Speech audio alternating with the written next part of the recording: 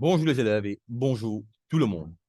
C'est la 25e leçon du playlist physique appliquée T1 et dans sa leçon-là, principalement, on vous cause de deux items et l'énergie emmagasinée par le condensateur, ça c'est le premier item, et deuxième item, c'est la charge-décharge du condensateur. Et là, moi, je vais ma leçon. OK? Et c'est la 25e leçon, c'est la troisième partie de sa volée de vidéos sur le condensateur, troisième et dernière partie. Et premièrement, pour cause de l'énergie emmagasinée ou bien stockée dans le condensateur ou bien par le condensateur. Bon, on va commencer par dire que la charge d'un condensateur implique toujours la charge d'un condensateur implique toujours une certaine dépense de l'énergie par l'agent de charge. Exemple, la batterie. Bon, je fais un petit croquis là. Moi, j'ai une batterie. OK? Allons dire de V volts. OK? Moi, j'ai un interrupteur là. Moi, j'ai une résistance là. Et moi, j'ai un condensateur de valeur C là. Et ça, c'est la ligne pour complètement circuit. OK.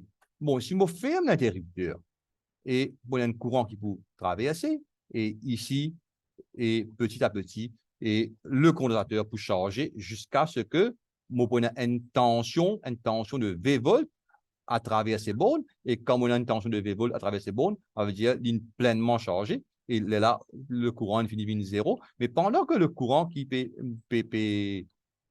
traverser, ici, je prends, à part que le courant pour charger le condensateur, il peut créer et pour une perte d'énergie là, I carré et AT. Perte par effet de Joule.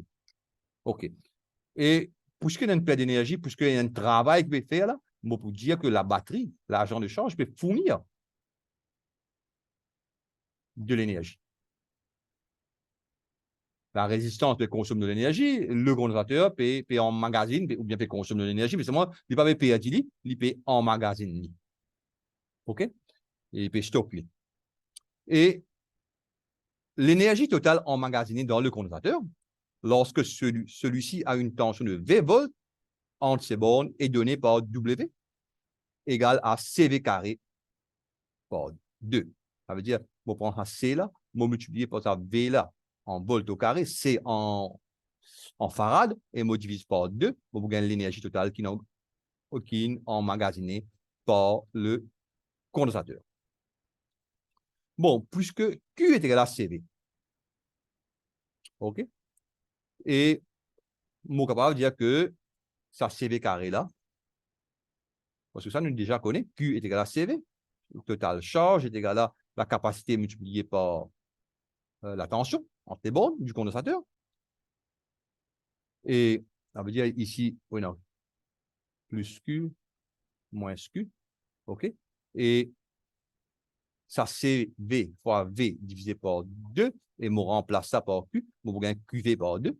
Ça veut dire, il saute sa forme là, il vient sa forme là, ou bien on va dire C bar 2 multiplié par V carré, et C bar 2, V me connaît est égal à Q divisé par C, il vient Q divisé par C au carré, et finalement, on gagne Q carré divisé par 2C. Il vient de la forme là. C'est une forme et qui est capable de servir d'une façon interchangeable. OK. C en farad, V en volt et W, l'énergie emmagasinée en joule. Bon, là, un affaire très important. On va mettre ça en bol italique.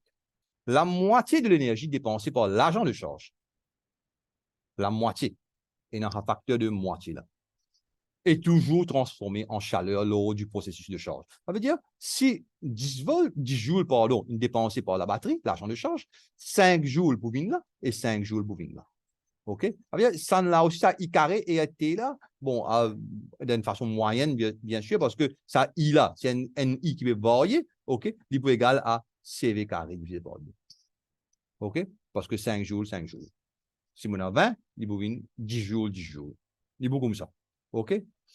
Et comment il vient comme ça? Et c'est une formule d'intégration et dans toute une théorie derrière ça. Nous allons rendre dans le détail là, mais nous autres devons connaître que la moitié de l'énergie fournie par l'agent de charge et la moitié vient stockée par le condensateur et la moitié perdue par chaleur. Bon, là maintenant, et si on dit que, on delete ça.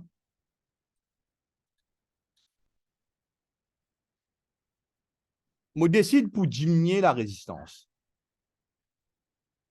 J'ai une tendance à croire que I carré et T pour diminuer. Mais en fait, non. En fait, non, parce que comment on diminue la résistance, le courant peut augmenter, et le courant augmenté, I carré peut augmenter, I carré peut augmenter, I carré et T, et finalement, il pourrait se parer qui c'était avant.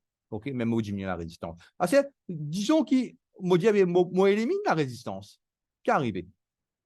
Moi élimine la résistance, moi prends le condensateur, on met là. OK? Et bien sûr, moi vous joignez là. OK? Directement. Et moi, j'ai tendance à croire qu'il paie la résistance. Mais en fait, non. Ça est la résistance. Ça va un point de connexion là, une résistance. Ça va un 10 fils là, une résistance. Bon, si je élimine un fil là aussi, et là, dans un point à l'intérieur, un terminal là, une résistance. Et finalement, et résistance là, il est toujours là. Il est très petit, mais il est très petit, mais on a un gros courant jusqu'à ce que même que tellement il est petit et comme on touche ce condensateur là, et il est capable de faire une étincelle tout. OK? Tellement le courant est grand. OK? Et de là, les bourrées perdues par chaleur, et bien sûr, la moitié de l'énergie pour perdre en chaleur, la moitié pour stocker dans le condensateur. Bon, on a une question là. Calculer la capacité d'une batterie électrostatique de 12 volts. Bon, batterie électrostatique, il n'est pas mentionné là, la capacité d'une capacité, batterie électrostatique, on peut dire la capacité d'un condensateur, pardon. Le condensateur, nous sommes capables de dire, parce que la batterie au plomb, il stocke de l'énergie en termes chimiques, okay, en forme chimique, et puis là, quand bien fournit l'électricité, il transforme l'énergie chimique là, il transforme en l'énergie électrique. Mais le condensateur, il stocke de l'énergie en forme et l'énergie électrique en forme de charge. OK? La cause, on appelle ça batterie électrostatique, OK, de 12 volts, qui peut stocker la même quantité d'énergie qu'une batterie de plomb. Bon, capacité d'une batterie de plomb de 40 ampères. Nous bien comprendre que ça, c'est I fois T. OK? Bon, si ça ampère, si ça seconde, là, il peut venir en coulomb. Mais là, il y a en heure. Et N heure, c'est 3600 secondes. Et c'est même qui est arrivé là, 40 fois 3600 secondes, on gagne 144 000 coulombs. Ça, c'est la capacité d'une batterie de plomb. Capacité en termes de charge. OK? Et l'énergie stockée dans la batterie de plomb est égale à QV. OK? Et je prends Q, je multiplie par V. OK? Il n'est pas égal à CV carré bordé, il n'est pas égal à QV bordé. Dans le batterie de plomb, OK? Il est égal à QV, OK? La charge multipliée par la tension, OK? La charge totale multipliée par la tension à ces bornes, OK? On gagne 144 000 fois 12 est égal à 1,728 fois 10 à la puissance de 6 joules. Et ça, il faut égal, parce que moi, bien un condensateur qui est capable de stocker, même quand il a l'énergie, il faut égal à CV carré sur 2, à la même tension, 12 volts, 12 volts. OK? Ça vient 12 au carré, ça vient 2, et mon énergie pour calculer C, et je passe ça dans la formule là, et je gagne C est égal à 24 kF. C'est un condensateur en théorie, sur valeur, et il n'est pas pratique, il n'est pas réalisable ça, parce qu'il est tellement gros, et nous ne pouvons pas fabriquer un condensateur de sa valeur-là. OK? C'est la valeur théorique du condensateur, qui n'a la même capacité qu'une batterie de plomb de 40 ampères de 12 volts, qui n'est capable, pas même capacité, qui est capable de stocker même quantité d'énergie, pardon.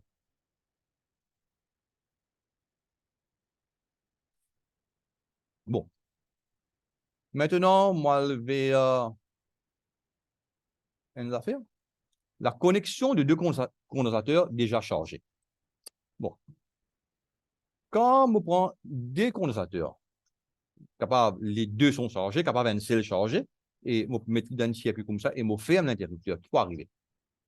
Bon, la figure ci-dessous montre deux condensateurs chargés dont les capacités sont C1 et C2.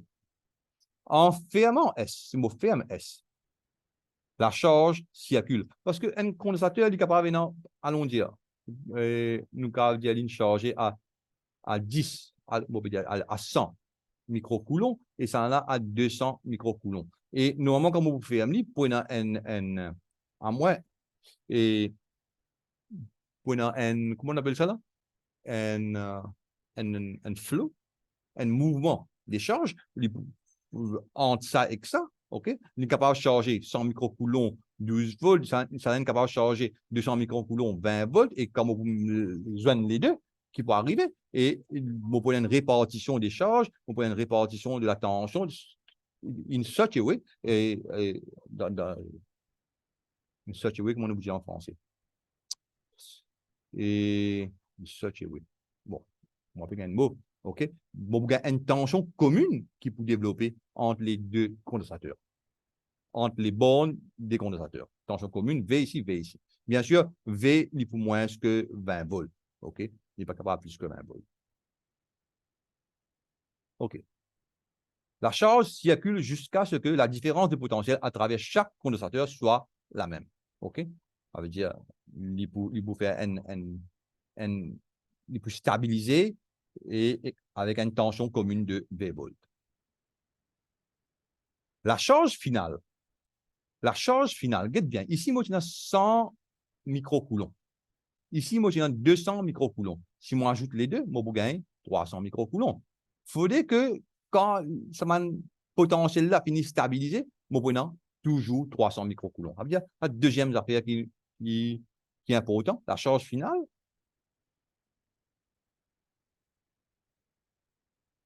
l'absence de changement dans la quantité totale de charge. Ça veut dire, P n'a aucun. Et désolé, le truc est coupé, et là, moi, continue. Moi, tu arrives là. La charge finale, la différence de potentiel et l'énergie peuvent être calculées en utilisant, bon, première affaire, l'absence de changement dans la quantité totale de charge. Ça veut dire, le nombre de charges initiales, Q initial est égal à Q final. Initial est égal à Q final. OK? Les deux condensateurs acquièrent la même différence de potentiel, nous ne finissons de dire. Ils peuvent stabiliser à un potentiel commun. OK? Et troisièmement, les condensateurs sont en parallèle, c'est-à-dire la capacité équivalente est égale à C1 plus C2. Bon, ça, nous déjà connaît. Bon, ici, on a deux remarques là. Il s'avère que, à moins que les différences de potentiel initial des condensateurs ne soient les mêmes, OK? Si la différence de potentiel, ça veut dire au commencement, maintenant, condensateur 100 volts et condensateur 100 volts, OK? Ça veut dire, les mots pour connecter les ensemble, pas pour aucun courant, ils pourraient se parer. Par contre, s'il n'est pas pareil, s'il est pareil, et là, vous prenez un courant qui peut traverser. OK? Du moment qu'un courant peut traverser, et l'énergie peut baisser, parce que une partie, parce que vous pouvez changer un condensateur, là, ça veut dire une partie peut changer, et en même temps, une partie, la moitié de l'énergie qui peut changer ce condensateur, là, OK? Il faut perdre en termes de chaleur. OK? L'énergie totale est stockée par les condensateurs diminue lorsqu'ils sont connectés ensemble. OK? À moins que, au début même, on a la même tension entre les bornes du condensateur. OK? Et en dernier, l'énergie est dissipée sous forme de chaleur dans les fils de connexion lorsque la charge circule d'un condensateur à l'autre, et cela explique la diminution de l'énergie stockée. OK? Et même si vous avez une résistance, là, et ça va du fil là, et une résistance, ça va un point de connexion, et une résistance, et bon, là, l'interrupteur a une résistance, et tout un truc qui peut faire le courant circuler, et il y a une résistance. Il n'est pas idéal. Bon, on a une question. Un condensateur de 5 microfarads, on appelle condensateur X, est chargé par une alimentation de 40 volts. Ça veut dire qu'on prend X, 5 micro comme ça, farads, on met 40 volts à travers lui, puis est connecté à un condensateur de 20 microfarads non chargé. Ça veut dire là, il prend 20 microfarads, une connecté non chargée, à la partie non chargée, bien, ça, 40 volts là, il peut diminuer, bien sûr. Ça veut dire, mon amène courant qui vous saute là, il peut le charger, ça condensateur là, si ça plus Q, si ça moins Q, OK? Ça veut dire, il peut le charger, ça condensateur là, et ça en a, il vient plus, N moins, bien sûr, et il peut pour ça, N, ça charge là, il peut diminuer, ça charge là, pour augmenter, total charge pour respirer. C'est un peu une de la théorie là-haut. Là. OK. Bon, d'abord, nous regardons la charge initiale. Si la charge initiale dans le condensateur X est Q0, et vous trouvez que Q0 est égal à CV, et 5 microfarads pour 40 volts, vous gagnez 200 microcoulombs. Bon, maintenant, nouvelle situation, ça veut dire que les condensateurs sont maintenant connectés en parallèle. Et on peut dire que, alors, mon dessin là, QX et QY sont les charges finales dans X et Y respectivement quand une finit stabilisée. Et V c'est la tension, la différence de potentiel commun, okay, ou bien commune, la différence de potentiel commune, et entre les bornes de ce condensateur-là, qui sont développées. Ici, on a QX, je zoome un peu, 5 microfarades. Ici, on a QY et 20 microfarades. Bon, la capacité équivalente, on connaît que il peut égal à 5 plus 20, parce que condensateur en parallèle, on besoin ajouter 5 plus 20, on gagne 25 microfarades. La charge totale reste inchangée. Ça veut dire, si on dit ça égale à un condensateur avec C équivalent de 25 microfarades, et la charge totale pourrait s'inchanger, et moyennant une charge de 200 microcoulombs, c'est-à-dire plus 200 microcoulombs, moins 200 microcoulombs, et me trouve le potentiel à travers les bornes, okay, entre les bornes. Et moi, j'ai vu Q est égal à C équivalent fois V final. Et V final, et ça veut dire ça V là, il vous paraît qu'on a V là, parce que les deux sont en parallèle. OK? On appelle l'IV final. On appelle l'IV final. On appelle l'IV final. OK? Différence de potentiel final, et V final est égal à Q, 200 microcoulombs divisé par 25 microfarads, capacité équivalente, égale à 8 volts. Ça veut dire, au commencement, moitiénant 40 volts, l'eau 5 microfarads, mon connecté en 20 microfarads, et courant peut circuler, il peut charger le condensateur de 20 microfarads, et finalement, il peut charger, et mon une tension commune de 8 volts à travers les bornes et des condensateurs. OK? Et ça, c'est la première question qui est demandement. Calculer la différence de potentiel final à travers chaque condensateur, parce qu'il y a en parallèle même une différence de potentiel, il y a 8 volts. Il diminue, sur 40, il diminue 8. Deuxièmement, et il va nous trouver la charge finale sur chaque condensateur. Et moi, c'est avec Q est égal à CV. QX est égal à CX fois V. Et 5 microfarads fois 8, moi, 40 microcoulombs. Et là, moi, je besoin de prendre ça 200 là. 200 microcoulombs, on retient 40, moi, tu peux gagner 160 microcoulombs. OK? Et finalement, moi, je suis avec l'autre méthode là, moi. Et QY est égal à CY fois V, 20 microfarads fois 8, il vient 160 microcoulombs. Et nous sommes capables de toujours vérifier que 40 plus 160, on gagne 200 et microcoulombs, et qui est égal à la charge initiale. Charge finale est égale à la charge initiale, loi de conservation de la charge électrique. OK? Nous ne sommes pas capables de créer la charge, nous ne sommes pas capables de détruire la charge. OK? Ça veut dire la quantité de charge qui est dans un système fermé, il pourrait se parer.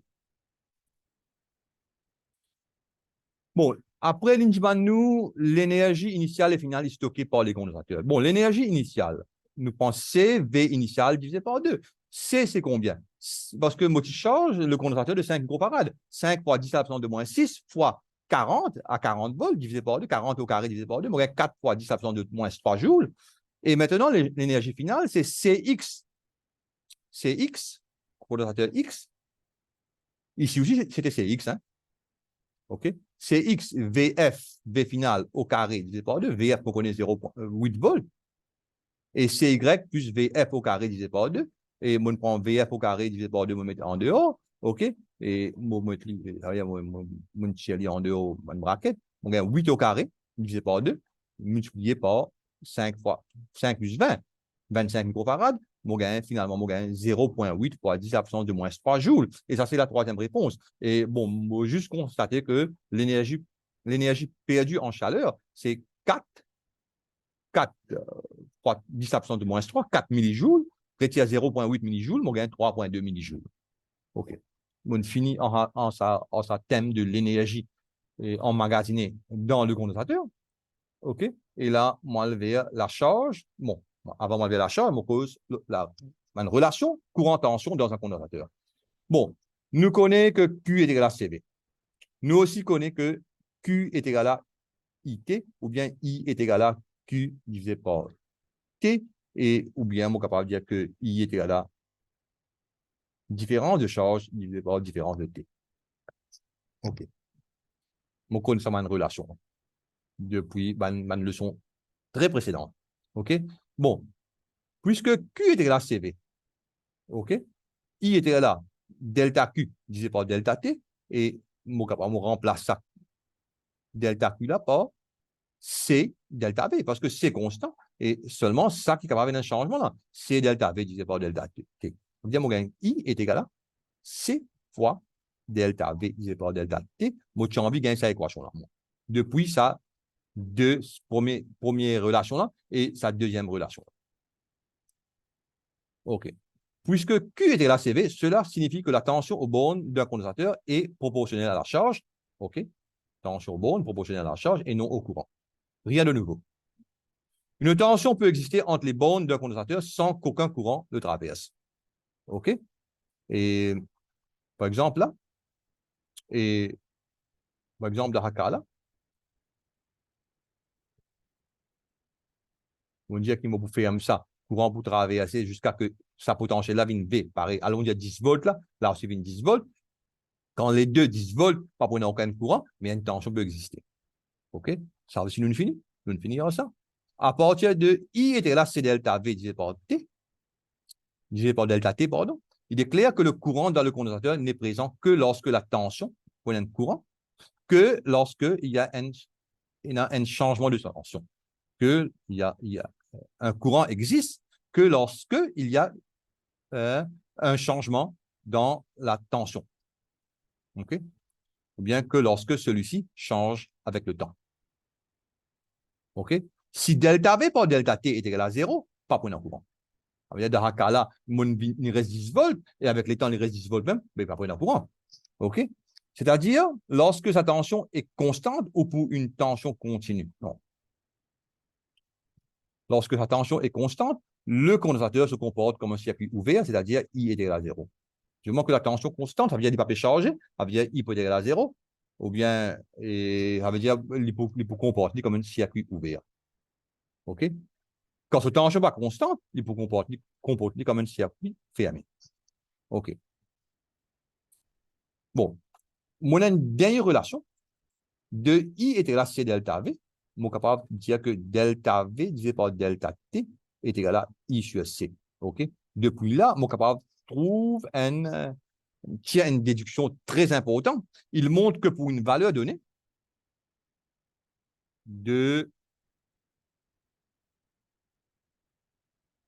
courant U, on corrige ça. CTRL X. Du courant I pendant la charge ou décharge, pendant que le condensateur soit il prend des 0 volts, il vient 10 volts, on appelle ça la charge, soit 10 volts, il vient 0 volts, on appelle ça décharge. OK? Pendant la charge ou décharge,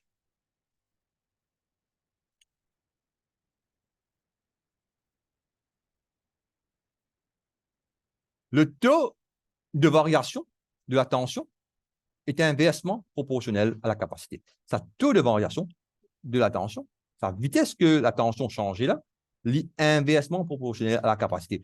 Plus mon capacité grand, plus la valeur de C, plus grand la valeur de C, plus il y a un ralentissement du taux de variation. Parce que, regarde bien, faire, comment dire, mon C doublé.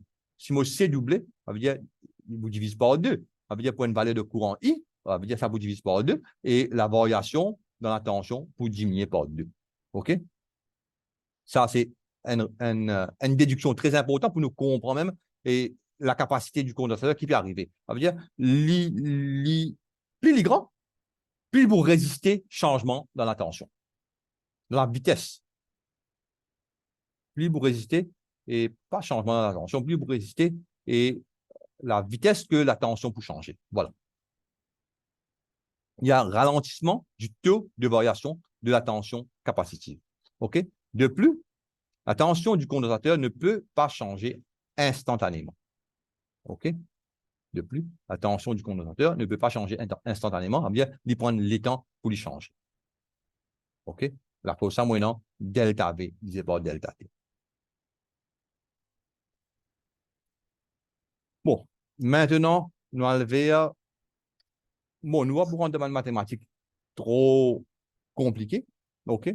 Nous vous simplement expliquer comment la tension et que le courant peut varier avec le temps lors de la charge ou bien de la décharge du condensateur. Dans le diagramme ci-dessous est représentée une disposition par laquelle un condensateur C peut être chargé par une haute résistance R, ce condensateur-là, capable de charger par une haute résistance R d'une batterie de V volts. Voilà. OK? Ça veut dire si je ferme ça là, il peut charger. Si je ferme ici, ça veut dire là, ça charge là, il peut circuler un courant et c'est ce que nous rappelle la décharge. Ça veut dire ça charge là. En fait, moi, il chargé à V là, ça veut dire ça V là, elle est pour diminuer jusqu'à terminer. OK. Et là, nous pouvons la charge d'abord, ça veut dire quand on connecté S et A, là. OK. Et quand ça, là, il y a un courant qui peut circuler, OK, IC, et pendant que IC peut circuler, courant de charge, OK, et nous prenons une différence de potentiel entre les bornes de la résistance ICR, et ici, nous prenons VC. OK. Et lorsque l'interrupteur S est connecté à la borne A, C est chargé, mais lorsqu'il est connecté à la B, C se décharge à travers la résistance R. Bon, ça, on finit de dire. OK? Mais seulement, nous pouvons considérer seulement la charge là. La tension au borne de C ne monte pas instantanément à V, mais s'accumule lentement, c'est-à-dire de manière exponentielle et non linéaire. Ça veut dire, sa tension là, tension V, avec les temps, il n'est pas pour linéaire, il est pour de manière exponentielle. Bon, exponentielle, c'est deux qualités exponentielles. Il est capable comme ça. OK? Est-ce qu'il est logique que la tension peut augmenter comme ça? Parce que s'il veut monter comme ça, avec les temps, il peut monter plus vite. OK? Et il paraît bizarre parce que c'est un condensateur, au commencement, on pas tenir charge, du moment qu'il me met charge là, plus. OK? Moins. Et pour me faire une plus positive, là, il veut une plus difficile, ça veut dire, et un ralentissement dans et la vitesse que la tension peut augmenter avec le temps. Ça veut dire, au commencement, il n'est pas capable d'augmenter. Pas ici, là. Si nous regardons là, le gradient peut augmenter. Il n'est pas capable comme ça. Le gradient vient diminuer. Il vient de la forme. Il vient de la forme là. Et ça, c'est une forme exponentielle. Même ça, le contraire de sa forme. OK? Il y a de manière exponentielle. Bon, expliquer qui fait il part comme ça, qui fait il comme ça. Le courant de charge ici est maximal au début. Ça veut dire, nous avons la tension d'abord. La tension mondiale est pour comme ça. Finalement, il est pour 0. Finalement, il est pour un maximum V ici. OK? Maximum V. OK? Avec beaucoup de temps. Si nous avons ça équation là, on vous dire que V est égal à V. Ça, c'est V max. On appelle les V max. Ça appelle les V0. V0, 1 moins E à la puissance de T sur EAC. OK? Ça, c'est l'équation de ça. C'est bon là? Quand T est égal à 0, ça veut dire V c'est 0. Quand T est égal à 0, 1 moins E à la puissance de 0, E à la puissance de 0 vient 1, 1 moins 1 vient 0, avec vous vient 0. C'est bon là. OK. Moi, je vais vérifier comme ça, moi. OK. Attention qu'il me fait errer dans l'équation. Moi, si je vais en prendre une équation là-bas. Et ça constant là, on appelle ça EAC. EAC, et finalement, on appelle ça la constante de temps. Et ici, on appelle lambda, et souvent, on appelle tau, ou bien tau en français. Mais sa vraie prononciation en grec, c'est tau. Non, ou bien taux même, faut pas qu'on ait, m'oublier. Taux ou tau. En anglais, on dit tau, mais en français, c'est taux. Mais pourquoi, presque si, maintenant, en grec, il est toujours prononcé comme théo, taux. OK? Et les nougats de sa graphe là, ça veut dire, et l'in prend sa gradient là au commencement. Si mon gagne graphe comme ça, dis-moi, quelle est la valeur? Et trouver la valeur approximative de taux ou bien de lambda. Ça, c'est lambda. Ben, en anglais, quand on s'appelle lambda, mon tiers van descendre bien en anglais. La cause, ça même dit comme ça. OK? Et, je prends sa gradient là, pour extrapoler jusqu'à qui me gagne V0 et ça l'étant là, c'est constant et assez. OK? Mon capable comme ça. Et là, il peut dire que quand T est égal à et à C, et finalement, V peut être égal à 0,632 V. V0. Allons dire V0. On va mettre ça V0 là. OK? Mon capable vérifier. V est égal à V0 1 moins E à la puissance 2 quand T est égal à EAC, moins EAC sur EAC, et finalement, mon gain V0, 1 retiré 1 à la puissance de moins 1, et ça vous vient 0,632. OK? Comme ça, qu'il m'a gagné ça, valeur là. Et quand on charge le condensateur, OK? Au commencement, on a un gros courant parce qu'on paye la charge qui est dans le condensateur, et avec l'accumulation de charge, il est plus difficile pour me charger, OK? Le courant pour diminuer, OK? Jusqu'à ce qu'il élimine 0 à quand la tension au borne vient V0, OK? Et là, ici, sur l'équation, il pour VI est égal à I0, E à l'absence de retirer T sur EAC, OK? Et EAC est toujours la constante du temps, et ou bien soit le tau, soit le tau, soit le lambda, OK? Ici, lambda. Et si moi envie qu'on ait une valeur approximative, je prends le gradient là, je extrapoler jusqu'à la coupe sa axis là, OK? Ça l'axe là, et sa distance là pour lambda. Et dans ce cas-là, et nous vous dire que pour que le courant vienne à une valeur de 0,368, quand vous gagnez ça, I est égal à I0, commencement, E à l'absence de retirer EAC, l'eau EAC, ça veut dire E à l'absence de moins 1, E à l'absence de moins 1, c'est 0,368. Donc, vous trouvez que ça, plus ça, vient 1. Parce que ça, c'est 1 retiré E à l'absence de moins 1, ça, c'est E à l'absence de moins 1. Et comme on ajoute les deux, ça vous couper les bovines 1. Bien sûr, je vous donne ça, je peux faire tout ça, je peux poster lien dans Google Drive. Bon, ici, mon même affaire, lambda est la constante du temps est mathématiquement égale à EAC. Ça veut dire sur unité en seconde, OK, parce que n des temps, hein, ça veut dire ohm multiplié par farad est égal à seconde. Un ohm multiplié par un farad est égal à 1 seconde. Lambda, souvent appelé tau, tau est égal à EAC, constante du temps.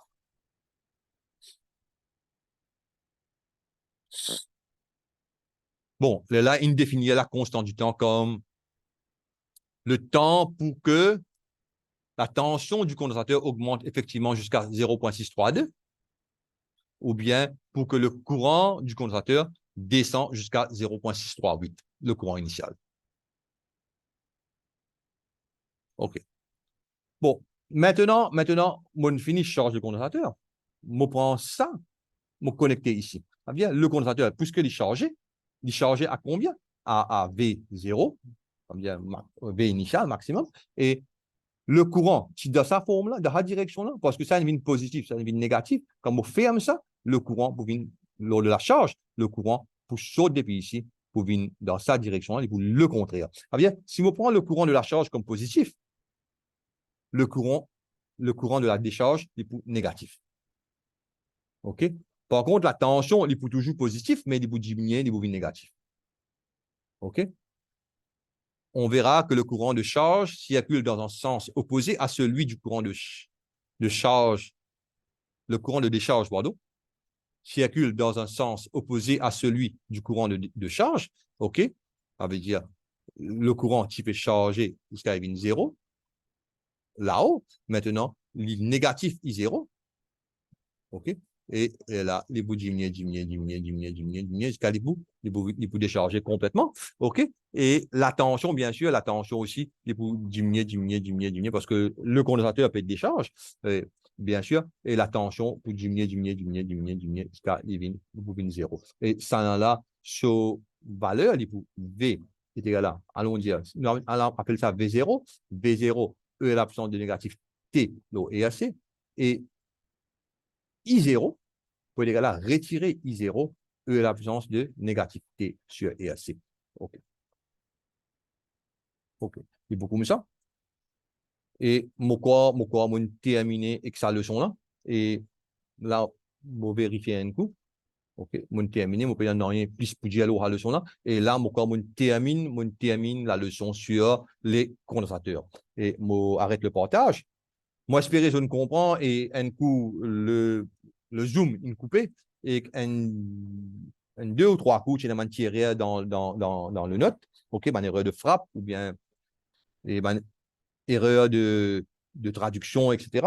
Et moi, je corrigé, OK. Et là, moi, je dis au revoir, et à la prochaine vidéo. Et moi, espérer, je ne comprends la vidéo là, mais s'il y a une petite nuance, et fais-moi connaître à travers les commentaires. Bon, bonne zone. OK, moi, je dis au revoir, et à la prochaine vidéo.